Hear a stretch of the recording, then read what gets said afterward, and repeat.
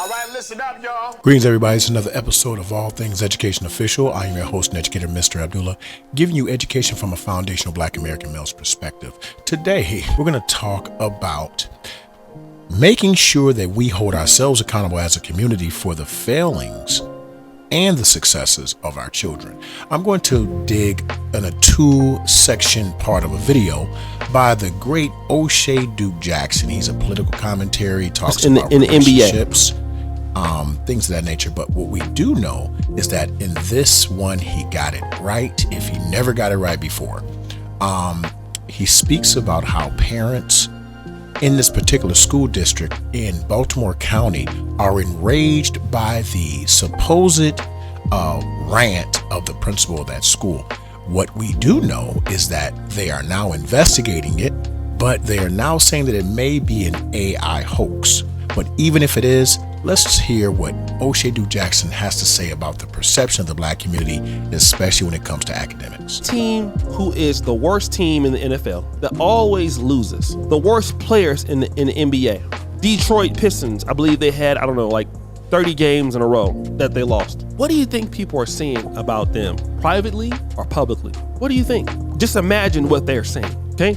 So let's take that same mindset and let's talk about this with terms of the Black young youth that, for whatever reason, are having problems with their test scores. They're not only talking about them, they're talking about their families. And again, we are upset about people when they allegedly say something or not say something. We should also be upset about our kids' results, because if they wasn't the last place, with nobody to talk about it, they would have something else to say. Now, he gave the best analogy when he spoke of how teams would be perceived. We're talking about like the Detroit Pistons.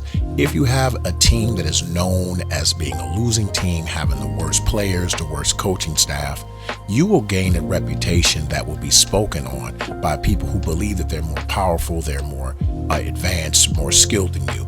And that's what we have in our community. So when we have outsiders from our community come in and teach, I have had conversations with people that are my European counterparts, Asian, Latino, and after they get comfortable, after a while, they make statements like, man, I was at work, or I was at my friend's house, I was at my parents' house, or me and my friends and I was just telling them about the kids and these kids. They love to say these kids. I was telling about how what these kids are doing. I always correct them, say, well, if you're referring to them as these kids, then that means you're not invested. And of course, they'll quickly turn it around. Well, I'm just talking to them, and man, I just let them know how things are, man, and how they are really just crazy. They don't care about what they're doing. And I have those discussions. So, now that I've been known to be the individual who won't allow for that type of conversation to be had, they don't have as many discussions with me. But I can't really fault them, because not only are they witnessing it in real time, they're experiencing it as an educator. So they don't take in consideration systemic problems, but we as parents and as people of the community don't take in consideration the perception that we're giving by having our children in these situations of poor educational neglect. Moving on, for our next clip, he speaks about how we don't exactly push for academic excellence in our children. A lot of these young kids know that their parents or their parent, be mom and dad, hey, it's not going to be something that you need to really think about, right? It's not important. Oh, you want to do school? For what? I don't want to do school. What is that?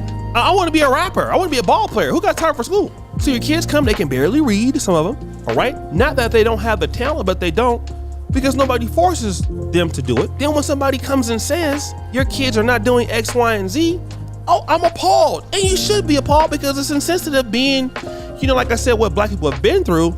But God damn it, at what point do we stop being victims? At what point, family? At what point do we stop saying, you know what, damn it, we need to do something for our kids. We need to make sure that we don't be having kids, with the parents not going to be there. We don't create any resources for what's going on. Then when you get mad when these people, look at what Vlad TV says about Taraji P. Henson. Then you have Michael Rappaport.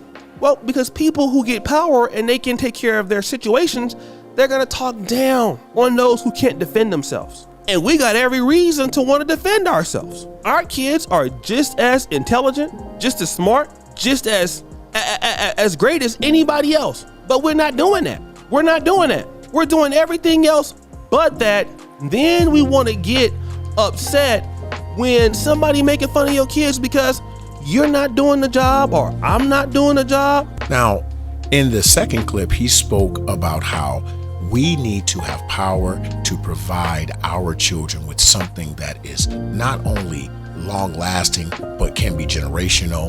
And it would change not only the perception of our children to the outsiders, but it would change the perception of our children to us. I'm telling you, I've been doing this thing for a while, and some of the greatest contrarians to Black children's excellence, sadly, are Black people that are in the workforce. They'll tell children, look, hey, I already got mine, you got to get yours, which is a horrible mentality. And I hate when I hear teachers say it. I hate when I hear anyone in the academic setting say it. As a matter of fact, I'll go better than that. I hate when I hear any elder Black person say that to a younger Black person, because what you've just said is, you do not have assistance in me. And as an elder in the community, your job is to teach, guide. Teach and guide for those who wish to be taught and wish to be led. Now, we know some people just don't want it, but as he said in the video, you try to lead them to education and they're saying, what do I need about that for? I'm gonna be a rapper, I'm gonna be a ball player.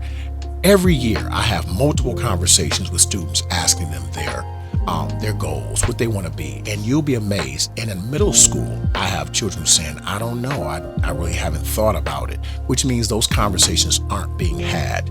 And a lot of our children are falling victim to one of the oldest lies told to us. And I remember I worked at a bagel shop as a part-time job, and I was a bagel baker, and I had a conversation with one of the owners who was a European Jew who was very, very upfront with me. He said, I think the problem with your community is that you lie to your children. And when I asked him what he meant by that, he said, you tell your children the lie that you can be whatever you want, and that is not true. I know this to be true. I'm 6'2". I don't really even play basketball, but people assume I can. And when I try, I just don't do well at it. Why? I'm just not interested. But for someone to say, well, you're 6'2", you could be a basketball player if that's what you want to be, that would be ridiculous. I'm not coordinated in that way. I am more of an intellectual. I like to read, I like studying, I like history. That's where my strengths are.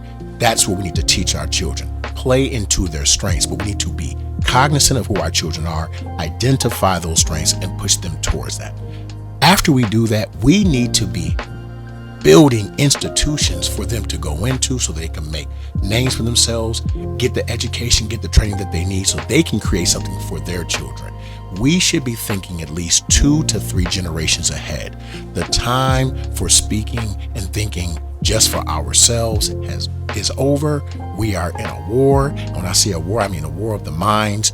We need to be completing our educational pursuits. And it does not have to necessarily be post-secondary. It doesn't have to be a college or university. We're talking about the university, trade. And if nothing, take the information that you've gathered thus far and give it to those children so they can benefit. But it starts with us. We've got to hold ourselves accountable.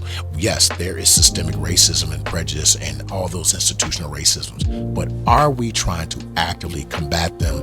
In my opinion, I'd say no. What do you think? Do me a favor, leave me something in the comment section. If you disagree, let me know. We can get the conversation going.